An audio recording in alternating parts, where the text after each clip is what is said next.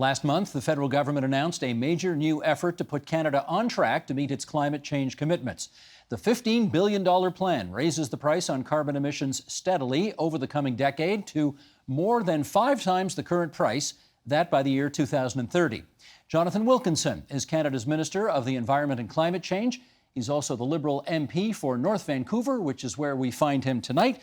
Minister, Happy New Year to you, and hope you and your family are reasonably okay in the midst of this pandemic. Thank you very much. I thought we'd just, since you made this announcement a while ago, just take 30 seconds off the top here to remind people of the highlights of it. So I'll ask our director, Sheldon Osmond, to bring up this graphic here. Here is the Liberals' new climate change plan. The price on carbon to rise to $170 a tonne by the year 2030. It's currently at $30 a tonne. It'll climb to $50 in the year 2022. The aim, of course, to reduce greenhouse gas emissions by almost a third by 2030, and that's based on a floor of Canada's emissions in the year 2005. The government hopes we can become a net zero emissions country by the year 2050. The plan includes quarterly rebates to households to try to offset the tax. For example, they say this year a family of 4 in the province of Ontario would see a rebate of $600. The plan also provides funding to industry, $3 billion, municipalities, $1.5 billion, remote communities, $300 million, all to help reduce emissions. There's nearly $1 billion in the plan to improve Canada's electrical grid. Add it all up, and it comes to $15 billion. And I guess, Minister, let's start with this. If we do this, how much will we actually contribute to scaling back the harmful effects of climate change globally? Well, we will make a significant contribution. I mean, the way that the Paris Agreement works is countries around the world are signing up to take action to fight climate change. And as you will know, in the context of any kind of international agreement, countries need to do what they say they're going to do if they expect that others are going to do likewise. And so Canada, by taking action, is meeting the challenge alongside its international partners. It will make a meaningful contribution. I mean, there are some conservative politicians in particular who often say, well, Canada is only 2% of global emissions. Well, Canada is in the top 10 of global emitters, and we are number 2 in terms of per capita emissions. Countries like Canada don't take action. We will not address and solve the existential threat that is climate change. But I would also say that this is an enormous economic opportunity, and part of taking action on climate change is about seizing the opportunities that exist that are being pursued by Europe, by China, and now with President-elect Biden, by the United States. I should ask you, however, whether this country has ever met a climate change target that it has set, not just your government, but governments going back in the past. Well, I think that's a good question. And I think part of the challenge in the past has been governments have set targets without explicit and clearly defined plans for achieving them. I mean, you will recall the government of Stephen Harper, which set a target but never had a plan. This government came to power in 2015. It developed the first real climate plan that Canada's ever had. It was called the Pan-Canadian Framework. It identified a significant amount of the reductions that we need, but it didn't identify everything we needed to achieve our target. This enhanced climate plan goes beyond that. It builds on the initial work that was done by Minister McKenna. It builds upon that, and it provides a very, very detailed pathway through which Canada will not only meet, but we will exceed our 2030 targets. So that's why we should believe that this time it's really going to happen. It's on the table. I mean, people can go on the internet and look at the plan. They can look at every element of that plan. Every element has a number of emissions reductions associated with it. It is a very detailed and to be honest, very conservative plan at this stage. We certainly want to do more. I think your initial graphic said 32%. That is the baseline, the bare minimum. We think we can do better. We certainly think that provinces and territories in this country have an obligation to work on this issue too, and we will be engaging them in that conversation. I should get your reaction to this because I was sort of snooping around on Blacklock's Reporter, which is a very fine journalistic website that does a lot of shoe leather reporting, and they have got a report that they reported on from your own Environment Department that suggests that this plan, combined with your Clean Fuel Standard plan, and here's the quote, will disproportionately affect low-income and middle-income households, fixed-income seniors, and single moms. You want to respond to that? Well, sure, I'd be happy to respond to that. I mean, first of all, they're mixing a whole bunch of different things in the context of the price on pollution, what people tend to call a carbon tax. Although I would argue it's not a tax because the money is all returned. It is the price on pollution. The money is all returned. And if you look at any independent study, including the Parliamentary Budget Office study, the majority of Canadian families get more money back than they pay. And it actually works in reverse to what Blacklock is saying, where the most vulnerable Canadian families are actually receiving more money than they pay. So that part of the reporting that they've put in there is simply not true. With respect to the clean fuel standard, that is a regulatory mechanism that's about reducing the carbon intensity of the fuels that we use. That's about ensuring that the gasoline we put in our car, the diesel that is used in heavy duty trucks, is reducing the amount of carbon emissions that it's putting out into the atmosphere. And certainly as we move forward with that, it's going to have a number of different impacts. Certainly some of the positive economic impacts are it's going to drive demand for things like biofuels and hydrogen and renewable natural gas and position Canada much more strongly to be a positive competitor in the world. Certainly there are some additional costs associated with moving to reduce the amount of carbon in those fuels. And that's exactly why we put money into doing things like helping people to retrofit their homes, to be able to make them more energy efficient, to actually save them money in the long run.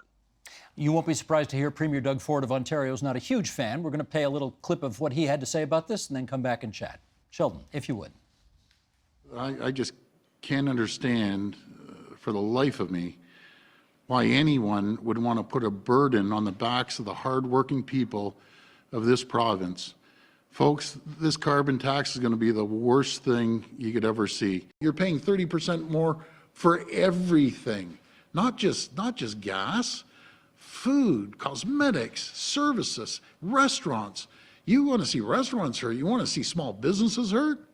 You slap 30% tax on them. And make no mistake about this is nothing but a 30% tax grab. I've never, ever been more disappointed in an announcement ever since I've been in politics. This I just cannot understand for the life of me. You want to take that on? Sure, I'd be very happy to take that on. I would say I'm a very practical person and I believe in dealing in facts and evidence. And I would just offer that Premier Ford needs to go back and actually look at facts and the evidence. What he said in that clip is just simply not true. At the end of the day, the vast majority of Canadians get more money back than they pay on the price on pollution. It is an incentive to drive emissions reductions. It's the most efficient way to do that. I mean, you ask 99 or 100 economists, 99 of them will tell you that it's the most efficient way to actually drive emissions reductions. At the end of the day, Canadians and Ontarians expect their governments to take action on climate change. They expect that because it is a threat to the future of our children. They expect it because from an economic perspective, if we do not participate in the emerging low carbon economy, we are going to get left behind. We cannot put our heads in the sand. And certainly what I would say to Premier Ford is, either he is deliberately misleading Ontarians as to how this works, or he just doesn't understand it. And I'm more than happy to sit with him and his ministers to explain it to them. But at the end of the day, politicians have an obligation to the public to tell them the straight goods. And if they have a disagreement, that's fine. But let's be serious and let's be real about the facts. Well, one of the other criticisms he said was that this will make us less competitive in a post-COVID world than we need to be. What's your take on that? Well, the world is moving to a low carbon future, and you look around the world. Europe is moving, China is moving. Look at President-elect Biden and the very aggressive plans he has to move not just in terms of addressing the environmental threat, but to seizing the economic opportunity.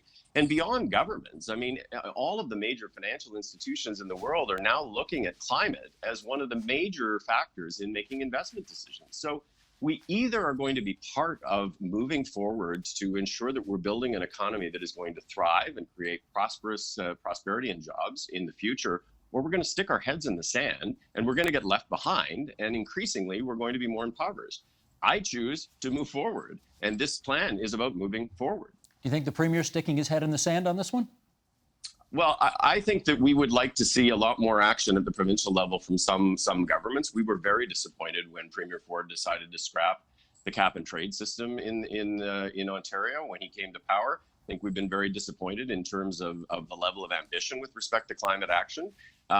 Climate change is a problem for all of us, whether we are federal governments, provincial governments, or territorial governments, and we need to be working together to address that. And I certainly hope that we can find a pathway to ensure that Premier Ford is working with us to address this critical economic and environmental issue. Well, at the moment he's not, because he's also part of the 4 provinces that are challenging this in the Supreme Court of Canada. Have you had a chance to sit down with anybody in his government and explain that, you've lost at a lower level, you're probably going to lose at the Supreme Court as well. Why not drop this and let's work together on it? Have you had that conversation?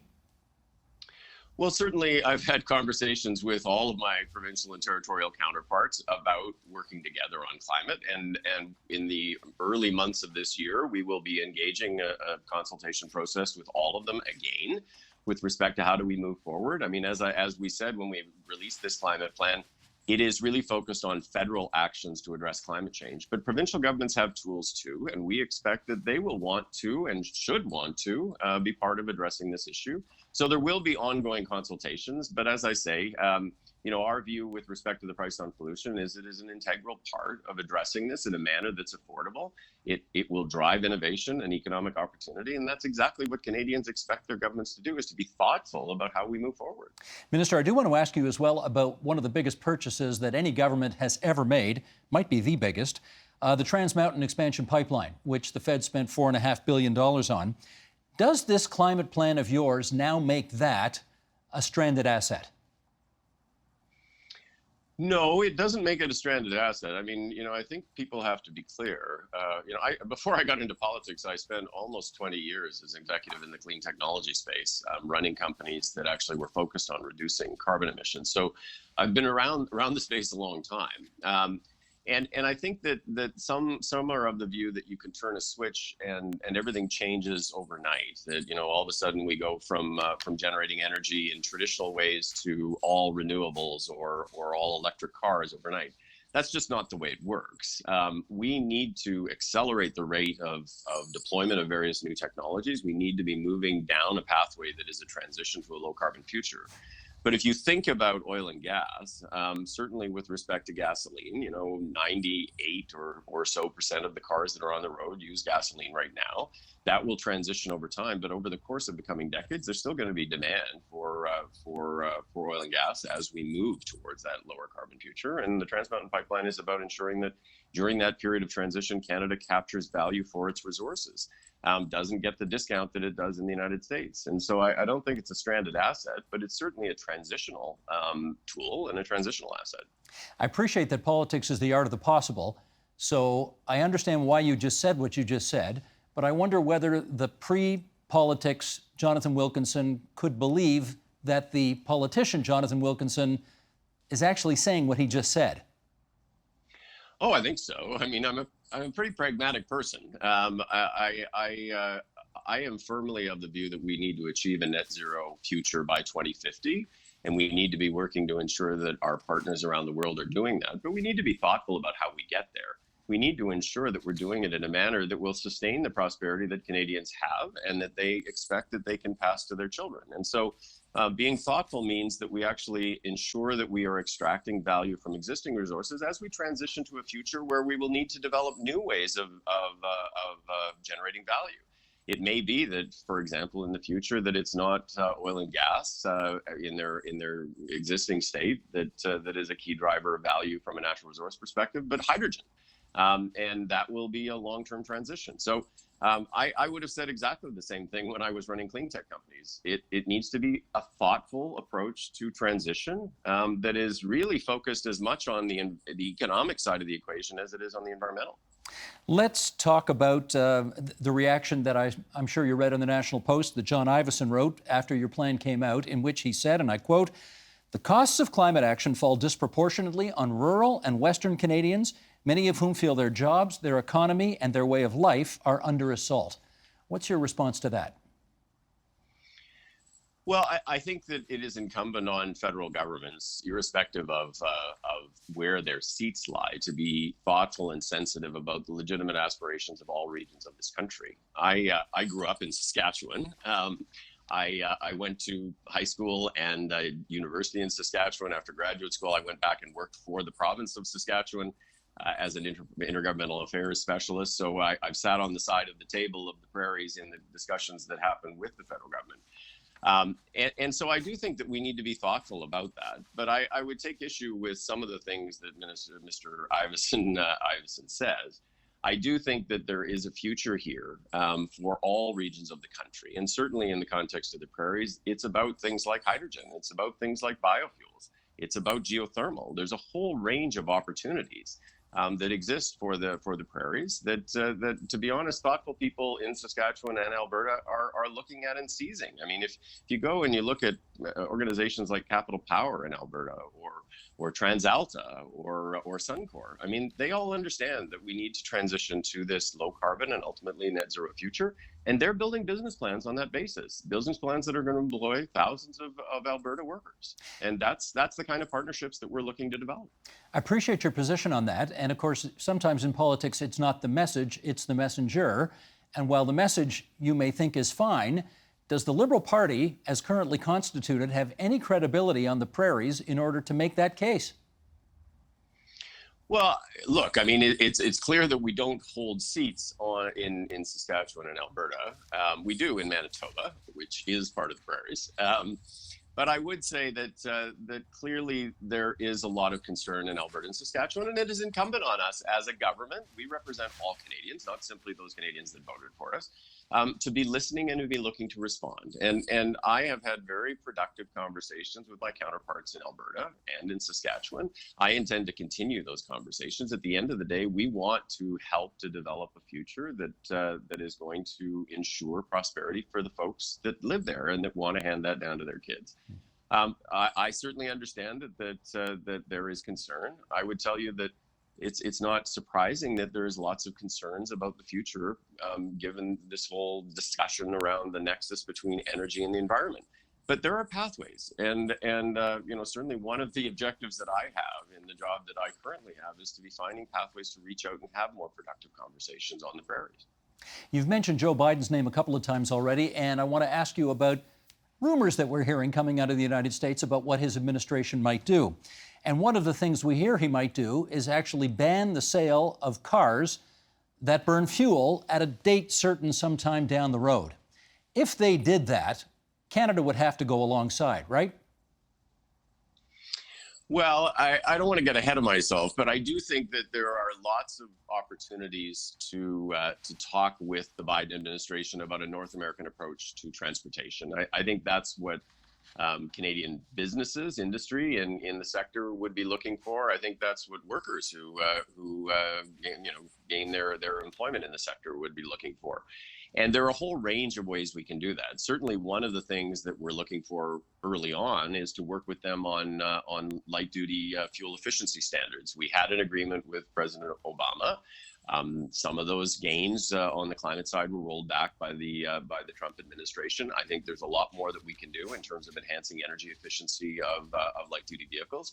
Certainly, the deployment of zero-emission vehicles, be they electric or hydrogen, is something that we want to look at, and certainly working with the United States, whether that's through some kind of supply mandate or other mechanisms. We're open to that conversation, but we want to do it in a way that's actually going to be healthy for the sector. And part of being healthy for the sector really means that we'd like to do that on a North American-wide basis, and Joe Biden's election really opens up that opportunity. Okay. Minister, in our last minute here, I just want to, we talk mostly policy, but a little bit of politics on this program, so I want to finish up with a political question. You know, I think many of us who follow politics remember well back in 2007 when Stéphane Dion, who was then the leader of your party, brought forward something called the Green Shift, which in hindsight a lot of people had a lot of praise for, but at the time was a little ahead of its time, and you guys had, at that time, your worst result in electoral history. Subsequently, not the worst of all time, but the worst at that time. I wonder how concerned you are in a minority parliament going to the polls at some point, probably in the next whatever, spring, fall, whatever. I wonder if you're worried that all of this work that you're doing right now can be actually quite easily demonized and affect you guys politically. Well, I would actually say no, because I would say that the Canadian public has really moved a long way, and since 2007, in terms of both the acknowledgement that climate change is a real and present threat to our way of life, and certainly to the way of life that we would hope to see for our children and for our grandchildren. But also, increasingly, Canadians, and you will see this in public opinion polls, are of the view that taking action on climate change can be good for the economy. In the past, I think there were lots of questions about that Canadians had. Increasingly, what they're seeing is the same thing that I'm seeing, is around the world, people are saying, hey, there's an enormous economic opportunity here.